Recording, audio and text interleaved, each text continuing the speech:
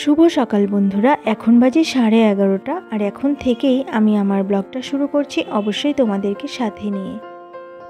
প্রতিদিনের মতো রিজু চলে গেছে স্কুল, ওর বাবা গেছে অফিস, আর আমি স্নান করে এলাম। আমি চলে এলাম ঠাকুর ঘরে।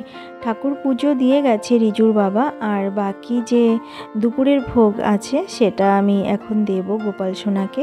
আর গোপাল সোনাকে আজকে একটা হলুদ রঙের জামা পরিয়েছে, দেখো কত সুন্দর লাগছে। এই জামাটা নতুন বছর উপলক্ষে এনে দেওয়া হয়েছে গোপাল সোনাকে। আরেকটা এনে দেওয়া হয়েছে, সেটা হলো সাদা রঙের, সাদার সাথে গোলাপি আর সবুজ দিয়ে কাজ করা। খুব সুন্দর জামাগুলো, সুতির, কিন্তু ভীষণই সুন্দর দেখতে। দেখো, গোপাল সোনাকে সেবা দিয়ে এবার আমি ঠাকুরের বাসনগুলো ধুয়ে নিচ্ছি। সকালে কিন্তু একবার এগুলোকে সাবান দিয়ে মেজে ধুয়ে নেওয়া হয়, তারপর যে পুজো দেওয়া হয় তখন আর এগুলো সাবান দিয়ে মাজি না, এমনি জল দিয়ে ধুয়ে নিই। বাসনগুলো ধুয়ে আমি এখানে রেখে দিলাম। আর এই জায়গাটা দেখো ভীষণ অগোছালো হয়ে আছে, এটা গুছিয়ে নিতে হবে। দেখি কখন সময় পাই এটা একটু গুছাতে হবে। আর এবার বাইরের দিকটা একটু দেখিয়ে দিই। দেখো কি রোদ এখানে, আজকে এত গরম পড়েছে কি বলবো। আর বাইরের থেকে না জানালা দিয়ে গরম হাওয়া আসছে, জানালা খোলা বেশিক্ষণ মনে হয় রাখা যাবে না, প্রচণ্ড গরম আজকে, ঘরে থাকা যাচ্ছে না। আর দেখো কি ধুলো, রোদ আর তার সাথে না একটা হাওয়া বইছে, গরম হাওয়া, আর হাওয়ার সাথে ধুলোবালিগুলো উড়ে উড়ে দেখো পড়ছে এখানে। আর সমস্ত কিছুতে এরকম ধুলো ধুলো হয়ে যাচ্ছে, ঘরের মেঝেগুলো বালি বালি হয়ে গেছে। কিন্তু এই দিনের বেলা কি দরজা জানালা সব বন্ধ করে রাখা যায় বলো তো? তাহলে তো ঘরটা আরও গরম হয়ে যাবে। আর আমাদের এই ঘরগুলো না ঠিক 12:30 1টা থেকে গরম নামতে শুরু করে, ছাদের গরমটা নামতে শুরু করে, তখন আর ঘরে থাকা যায় না। শুধু এই যে এই ড্রয়িং রুমটা, এখানে মেঝেতে যদি বসে থাকা যায় তবে একটু আরাম লাগে, কিন্তু যখন আরও গরম পড়ে তখন এই মেঝেতেও বসে থাকা যায় না, এখানেও গরম লাগতে থাকে। আসলে আমাদের ওপরে তো শেড নেই, যার জন্য এত গরম, ছাদের গরমটা নামতে থাকে। যাই হোক, গরমই বেশি থাকুক আর ঠান্ডাই বেশি থাকুক, কাজ তো থেমে থাকবে না, কাজ তো করতেই হবে। তো আমি এই যে ফার্নিচারগুলো মুছে নিচ্ছি। আর জানি না মুছে লাভ হবে কি না, কারণ জানালা দিয়ে খুব হাওয়া আসছে, আর হাওয়ার সাথে ধুলো আসছে প্রচণ্ড, কিন্তু বন্ধ করে রাখারও তো উপায় নেই। দরজা জানালা বন্ধ করলে ঘরটা তো আরও গরমে থাকা যাবে না। রিজু এখনও স্কুল থেকে আসেনি, ওর স্কুল থেকে আসতে আরও দেরি আছে। আমি ততক্ষণে এইগুলো একটু গুছিয়ে নেব, কারণ ও যদি স্কুল থেকে চলে আসে তারপরে আর কোনো কাজই আমি করতে পারি না। তো তোমাদের সাথে কথা বলতে বলতে এই ঘরটা আমি গুছিয়ে নিলাম। এবার রিজু যে খেলে সেই ঘরটা আমার গুছাতে হবে।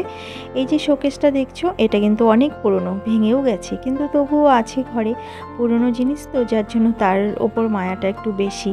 এই শোকেসটা মনে হয় বহু বছরের, কারণ আমি বিয়ে হয়ে এসেই এটা দেখছি, তখনই পুরনো ছিল, এখন তো আরও পুরনো হয়ে গেছে, তবুও কাজে লাগে। এই যে তবলাগুলো আমি এটার ওপরে রেখে দিই, আর এটার ভেতরে ওই যে রিজুর খেলনাগুলো আছে, খেলনা বলতে টেডি বিয়ারগুলো রেখে দেওয়া হয়েছে।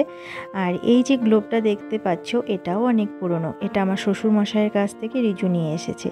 এটা ভেঙেও গেছে নিচে, কিন্তু তবুও আমি রেখে দিয়েছি, কারণ রিজুর দাদু রিজুকে দিয়েছে, সেটাকে আমি ফেলে দিতে পারি বলো? থাকুক না, যতদিন থাকে এইভাবে। এবার আমি আলমারিটা মুছে নিচ্ছি। আর এই যে শোকেসটার মধ্যে তোমরা যত স্টিকার দেখছো, এগুলো কিন্তু রিজু সব লাগিয়েছে ছোটোবেলায়, আমরা যখন বাইরে থাকতাম এটা নিয়ে যাওয়া হয়েছিল আমাদের সাথে। রিজু যখন খুব ছোট ছিল তখন এই স্টিকারগুলো ও শোকেসের মধ্যে লাগিয়েছে। আরও অনেক স্টিকার ছিল জানো তো, এগুলো আঠাগুলো শুকিয়ে যাচ্ছে, আস্তে আস্তে স্টিকারগুলো খুলে পড়ছে। তো থাকুক, যতদিন থাকে এইভাবে, ছোটোবেলার স্মৃতি ওর। আর এই যে বাক্সগুলো দেখতে পাচ্ছ, এই বাক্সগুলোতে রিজুর খেলনা আছে, তো এগুলো আমাকে খুব একটা গুছাতে দেয় না, ও নিজেই রাখে, নিজেই বের করে। আর মাঝে মাঝে যখন এই বিছানা চাদর পাল্টানোর সময় হয় তখন আমি সেইগুলো এই বাক্সে রেখে দিই, তারপর আমি চাদরটা চেঞ্জ করে নিই। তো আজকে দেখি ও নিজেই তুলে রেখেছে সব খেলনা, তো আমি চাদরটা এখন পাল্টে নিলাম। আর এই জানালাগুলো একটু পরে আমি বন্ধ করে দেব, হাওয়া বাইরে থেকে গরম হাওয়া আসছে, আর তার সাথে আসছে ধুলোবালি, তো একটু পরে বন্ধ করে দেব। প্রথমে চা খেয়ে নেব। দেখো এত গরম, তবুও চায়ের নেশাটা কিছুতেই কাটাতে পারছি। এই সময় হলেই চা খেতে ইচ্ছে করে, আসলে না এটা একটা নেশায় পরিণত হয়েছে আমার। যাই হোক, দেখো বাইরের দিকটা আরেকবার দেখিয়ে দিই। এখন আমি এখানে বসে চা খাচ্ছি, আর এই দিকে কিন্তু দিদি আছে, দিদির সাথে বসে গল্প করছিলাম আর চা খাচ্ছিলাম। তো এই যে দেখো, দিদি এখানে বসে চা খাচ্ছে আর আমার সাথে গল্প করছে। আমাদের চা খাওয়া হয়ে গেছে। এবার দিদি দেখো ফ্যান মুছে দিচ্ছে। আমাদের স্ট্যান্ড ফ্যান দুটো এত নোংরা হয়েছে, আসলে না এগুলো ঢেকে রাখতে হতো, এত বড় প্লাস্টিক আমি পাইনি, যার জন্য আর ঢাকা হয়নি। তো দিদিকে বললাম মুছে দিতে, তো দিদি আজকে একটা মুছে দিল আর আরেকদিন আরেকটা মুছে দেবে। আর আমি চলে এলাম রান্নাঘরে, একটু গ্লুকন্ডি বানিয়ে নিলাম রিজুর জন্য। রিজু স্কুল থেকে এসেছে একটু আগে, ও এখন এখানে বিশ্রাম নিচ্ছে আর দেখছে কার্টুন। তো আমি বললাম তুমি বিশ্রাম নিতে থাকো, আমি ততক্ষণে তোমার খাতাগুলো একটু চেক করে নিই। ও প্রতিদিনই স্কুল থেকে আসার পর আমি ওর খাতাগুলো একটু চেক করি। ও যতক্ষণ রেস্ট নেয়, ও একটু কার্টুন দেখে, খাওয়া দাওয়া করে, ততক্ষণ আমি ওর খাতাগুলো একটু চেক করে নিই।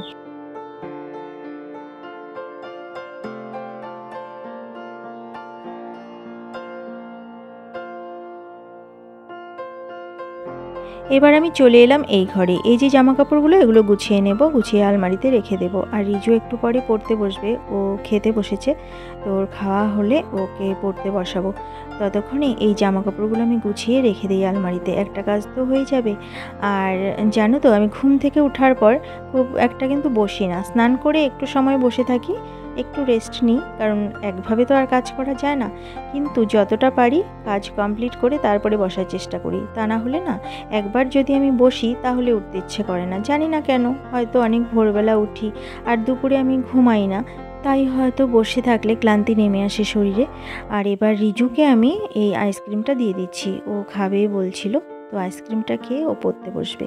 আর দেখো এই যে পড়তে বসেছে, আর আমি ওর পাশে বসে নাইটি দুটো সেলাই করছি। এই নাইটি দুটো না বেল্ট লাগানো, আমার বেশিরভাগ নাইটি তাই, দুই পাশে দুটো বেল্ট আছে, তো একটা ছিঁড়ে গেছে, দুটোরই একটা একটা করে ছিঁড়ে গেছে, আর বেল্ট ছিঁড়ে গিয়ে ওই জায়গাটা সেলাইটা খুলে গেছে, যার জন্য সেলাই করে নিচ্ছি। আর বন্ধুরা আজকের ব্লগটা আমি এখানেই শেষ করছি, আবার অন্য কোনো দিন অন্য কোনো নতুন ব্লগ নিয়ে তোমাদের সামনে হাজির হয়ে যাব। ততক্ষণের জন্য তোমরা ভালো থেকো, সুস্থ থেকো আর হাসি খুশি থেকো। আমার এই ব্লগটা যদি তোমাদের ভালো লেগে থাকে তাহলে একটা লাইক করে দিও। আজকের মতো এখানেই আসছি, ভালো থেকো তোমরা সবাই।